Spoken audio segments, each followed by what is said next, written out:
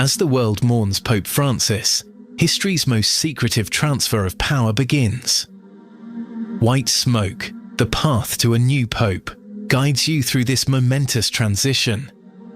We explain exactly what happens next, leading to the dramatic conclave vote. Learn how each ritual unfolds, what each tradition means, and why these ancient ceremonies still matter today. Follow along as the throne of St. Peter stands empty and a new chapter in church history begins. White Smoke, available wherever you get your podcasts. Do you know what a group of flamingos is called? That's just one of thousands of facts you'll discover on 5 daily trivia questions. Hi, I'm Mark Ellison. Join me every weekday for 5 mind-expanding questions about everything from ancient history to modern technology. Perfect for impressing friends or dominating your next pub quiz. 5 daily trivia questions. And the answer, a group of flamingos, is called a flamboyance. 5 daily trivia questions.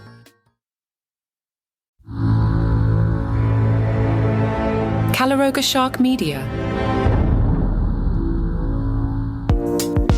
Hey there, I'm Johnny Mac with 5 good news stories. Let's take a look at some of the winners of this year's IG Nobel Prizes, the prize for comical scientific achievement.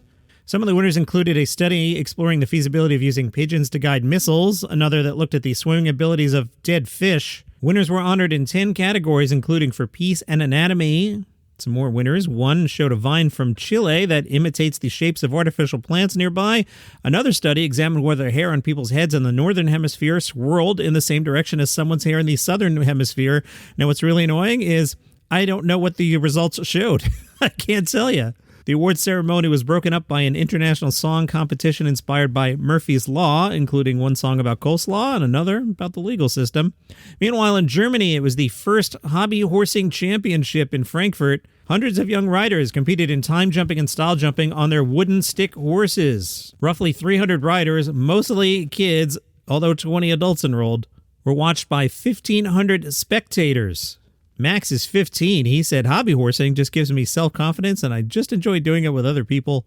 Andreas is the managing director of public relations of the German Hobby Horsing Association. He says there are currently about 5,000 active hobby horsers in Germany and 230 clubs. And adds, of course, when you see it, it looks funny at first. In fact, it's a really strenuous sport. It's a mixture of athletics and gymnastics, and you need to be in good shape for it. Felicia's 18 and said, it used to be we were laughed at for it. But when you're part of a larger group, I think it always works. And especially now, when you see something like that, you get a feeling of togetherness. Style jumpers were judged on their posture, as well as jumping over the center of the obstacles, sticking the landing, and keeping a steady pace. Meanwhile, in Taiwan, live performances by wild animals held in captivity, including performances by dolphins, tigers, and other non-domesticated mammals, no longer permitted. Nice job, Ministry of Agriculture. The animal performance management measures will forbid companies from forcing wild animals to perform or interact with people. 2 private operators in Taiwan are still conducting performances involving dolphins. Their licenses expire in 2026 unless they're granted an extension. The Ocean Conservation Administration is advising them on how to eliminate inappropriate performances.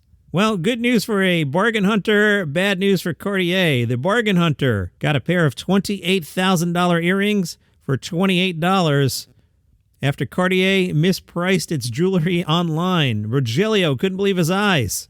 Cartier refused to deliver when they realized what had happened. They had dropped 3 zeros from the price. They offered Rogelio a refund for the $28 and a bottle of champagne. He said no, took them to Mexico's Consumer Protection Agency, and he won. He posted on Twitter, with the earrings, war is over, Cartier is complying. White smoke. The path to a new pope explores humanity's most elaborate and secretive transfer of power, a process now unfolding following the death of Pope Francis. This series reveals the hidden rituals, ancient traditions, and behind-the-scenes drama of papal transition.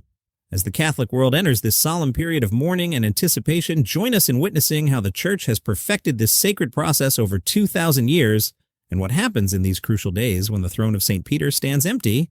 White Smoke brings listeners inside the conclave that will determine who will succeed Pope Francis and lead the Church into its next chapter. White Smoke, wherever you get your podcasts. All right, remember I told you about the Bronze Era jar that was accidentally smashed by a 4-year-old and they were going to try and put it back together? They put it back together. The director of the museum said, he's just a kid. I think it somehow touches the heart of the people in Israel and around the world. Experts used 3D technology, high-res videos, and special glue to reconstruct the large jar. Less than 2 weeks after it broke, the jar went back on display at the museum. There are a few hairline cracks, few pieces are missing. And there's a new sign that says, please don't touch. Those are your 5 good news stories for today. If you enjoy the program, tell a friend about it. They might like it too. If you would like this program commercial-free, there's a link in the show notes. And please check out our sister show, 5 Minutes of Gratitude. Number 5 Minutes of Gratitude. You have an awesome day.